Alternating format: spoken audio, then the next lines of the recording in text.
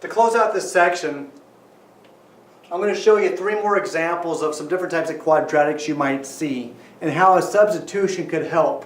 But part of it is just playing with enough problems to start to recognize and going, yeah, that's a quadratic, or that's not a quadratic. Well, these 3 we have here have that quadratic form. X squared minus 5 squared plus 3 times x squared minus 5 minus 10. Notice the relationship between the middle term and the first term. The middle term is the square root of the first term. And that's the case, is I can use a u substitution. And again, we just chose u randomly just to kind of give us an idea, of a different letter than x. So I'm going to let u, in this case, equal x squared minus 5. Then if I square both sides of it, I get x squared minus 5 squared. So now I'm able to rewrite this original problem as u squared minus 3u minus 10 equals 0. And I trust from there that you're going to be able to solve that problem. Remember, check your solutions. Another way that you're going to see a problem that has the same characteristics is 10x to the minus 2 plus 7x to the negative 1 plus 1. X to the negative 1 is the square root of x to the negative 2. And if that's the case, I can do my u substitution as well, where u will temporarily be x to the negative 1. And if I square both sides, remember when I square an exponent to an exponent, I multiply the exponents. It becomes x to the negative 2.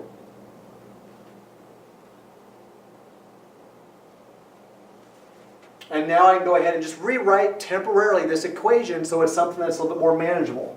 10x to the negative 2 is u squared, plus 7x to the negative 1 is u, plus 1 equals 0.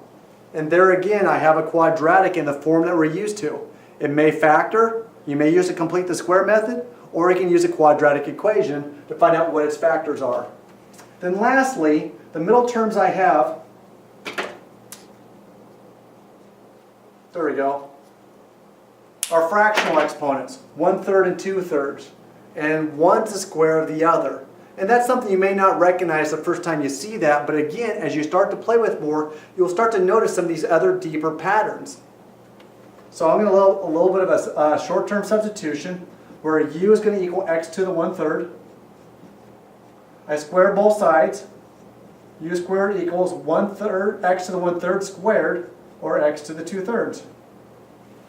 So I can rewrite this equation now using my temporary substitution. 5x to the 2/3, I'm going to use u squared. 11x to the 1/3, I'm going to use u, plus 2 equals 0. So what I did now is I just temporarily rewrote that equation using a temporary substitution. I'll solve that for u. Once I get solutions for u, I'll put it back into my original x's and solve for x. And then I'm going to check both solutions, or all my solutions, to find out, are they real solutions or extraneous solutions. Guys, I hope that's helpful. I mean, you reached the end of the line for this term, and so I hope you do well. I hope that you learned something, and I hope some of these videos have been helpful for you.